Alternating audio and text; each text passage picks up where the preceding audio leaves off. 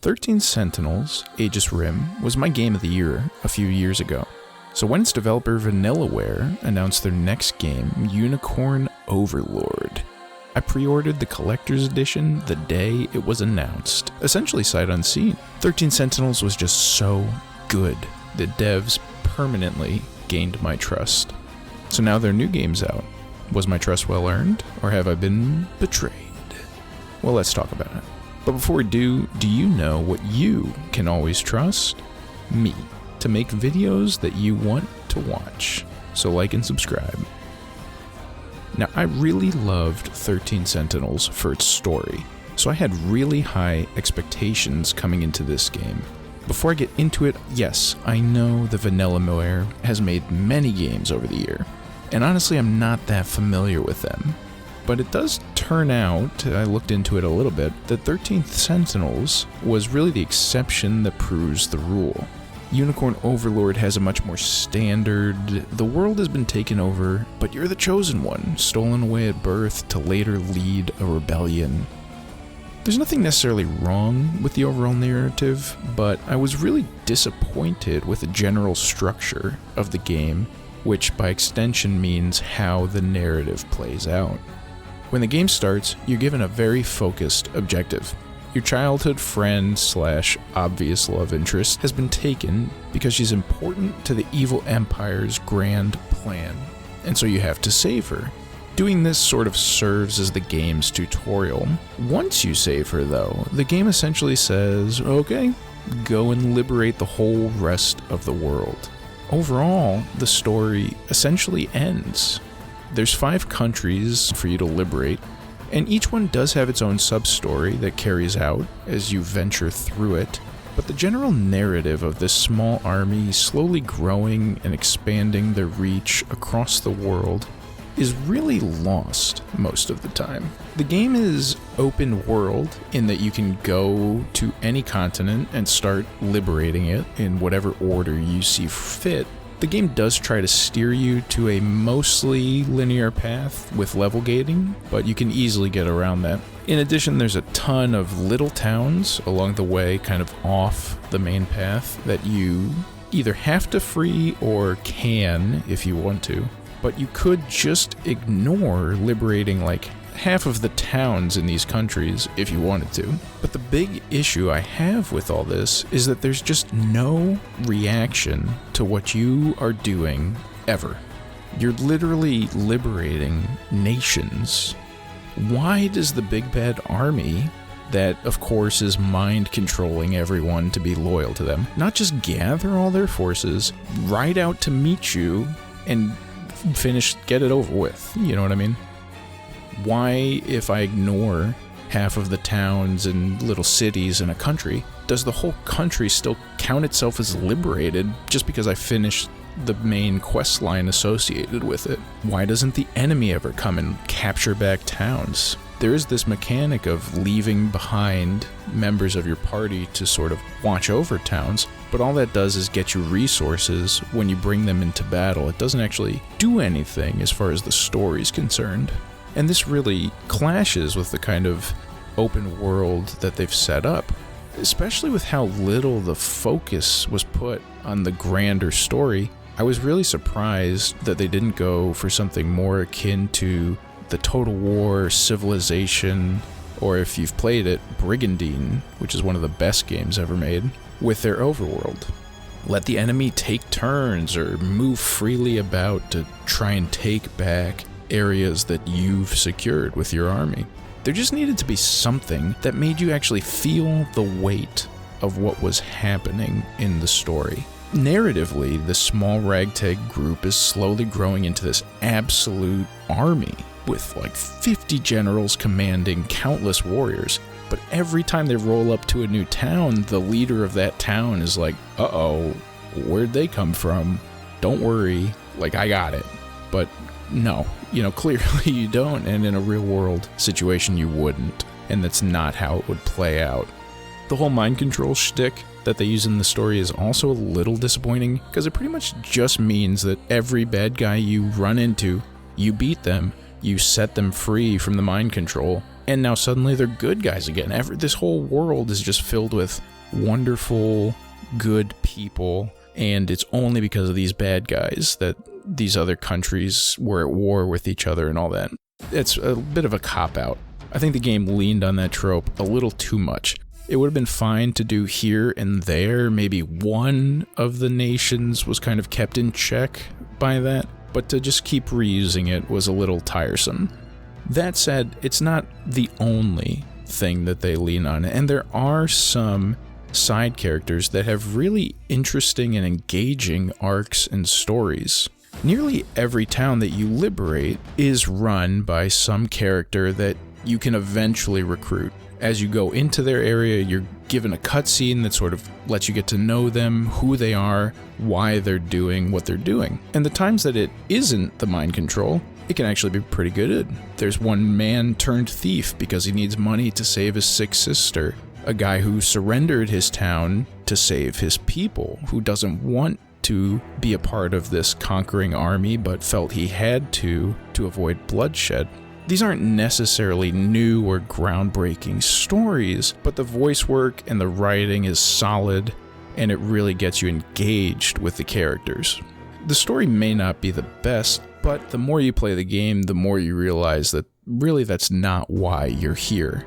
This game is a strategy game through and through, with such a unique take on combat that really felt so refreshing. The game uses real-time combat, where you'll field units of 2 to 5 characters. Each of these characters is one of many classes, and all have a number of unique abilities that they can learn as they level up. You maneuver your units through the map, and when they run into an enemy unit, the 2 units will fight, and the game essentially turns into an auto-battler. Your units are put on a 2x3 board, and positioning really matters. Frontline versus backline. You'd want to put classes with defensive skills in the front to guard healers and mages in the back. Things like that. The game starts pretty straightforward. 2 people in a unit. Basic weapon triangle type thing with the classes that are available to you. But shortly after that, you can expand to 3 units, and then you're introduced to another handful of classes, each with their own unique strengths and weaknesses. So as you start mixing and matching your units, you're maximizing your synergy, and it's just so addicting, especially with the consistent stream of new classes that you get from allies and story progression. You're also given the ability to hire mercenaries, which can give you access to classes sooner than the story would normally let you get them. The possibilities really do feel endless. And then the tutorial ends with the game essentially saying, like, here's the gambit system from Final Fantasy XII. So now you can adjust your unit's position on the grid, their classes, and the order of abilities that they use, or who they prioritize which abilities to use against. It takes an already deep system and just makes it even deeper. And it's very engaging. There really is an overwhelming number of possibilities put before you in how you build out your units. And every time before you go to actually engage in a battle, you can tweak your unit. You can't change which characters are in a unit, but you can move them around, change their move set to best match the enemy unit that they're about to face. So you can take minutes just preparing for a single skirmish in a wider battle. It was at this point in my playthrough that Unicorn Overlord was cementing itself as an easy Game of the Year contender. However, as I continued to play the game, I did notice that it was fairly rough around the edges. Now, before I get into this, I freely admit I didn't look to see if I could change this in the game's settings, so this could just be hindsight and maybe something I wish I had looked for and thought of while I was playing versus while I was reflecting on the game towards the end / after I finished it. But here we go. Before you go into a fight, the game will actually tell you the exact outcome, down to will you kill the enemy, how much health will your characters lose, will they gain health because of healing that you'll do, and you can see this before you even commit to moving one of your units on the map. You can select a unit and preview where you want to move them, and even preview a unit that you want to attack, and it'll show you your unit's going to get killed if you do this. Again, maybe I could have turned this off. I should have thought to look for it. But in my playthrough, that just essentially meant I rotated through my units, found which one would kill the closest enemy, and just ran them in there and started moving my other units around to try and get them to fight the people I knew they would win a fight against. And it felt like this really simplified the overall flow of most combat levels. The combats themselves, though, are great. They do play out in an auto-battler fashion, but the animations are really fantastic in this game. Combat feels heavy, weighty, it's fun to watch, but at the same time, it can take a while, so the game does let you skip it, and about halfway through I did find myself skipping most combats.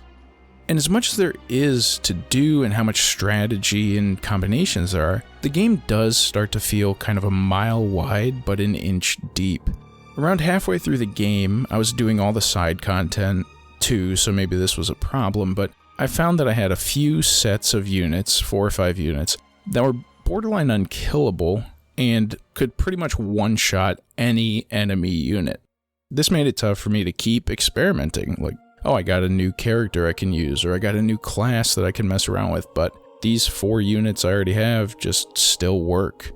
I'd try to rotate like the new characters I got in, to hopefully level them up or whatever, just kind of take out one of my weaker guys in those classes, but I just stopped putting in as much effort as I was putting in, say, the first 10 to 15 hours of the game. Now, all that said, the game is still super engaging and fun. I binged this game, I played it 100% through the end, I freed everybody, I did all the side stuff. It just kind of became a little mindless, sort of in that back half.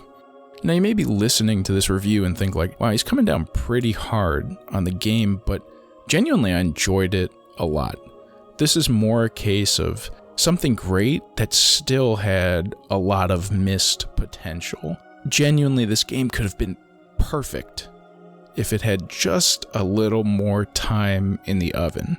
Especially with how strong the storytelling was in 13 Sentinels, I was really surprised at how much of a backseat it took here. The combat is absolutely unique. This is one of the coolest strategy games I've ever played, and maybe with just a little better balancing or something, I would have found it that engaging throughout, rather than only for about the first half to 2/3. This is still one of the coolest strategy games I've ever played, and it's a worthy addition to the Vanilla Ware catalog as far as I'm concerned. So for a final rating, I give the presentation a 4 out of 5, the gameplay a 4.75 out of 5, and the story a 3.5 out of 5, for an overall rating of a 4.25 out of 5. And for value, I think this game's worth it. If you're a fan of strategy games, you have to pick this game up. But what do you think? Should I have played on harder difficulty? Is there a super obvious game setting that I missed that would have made this a little more engaging? Please let me know. I'm kind of looking for an excuse to get back into the game now that I've finished it. What's your favorite strategy game? Let me know, and I'll see you guys with the next video.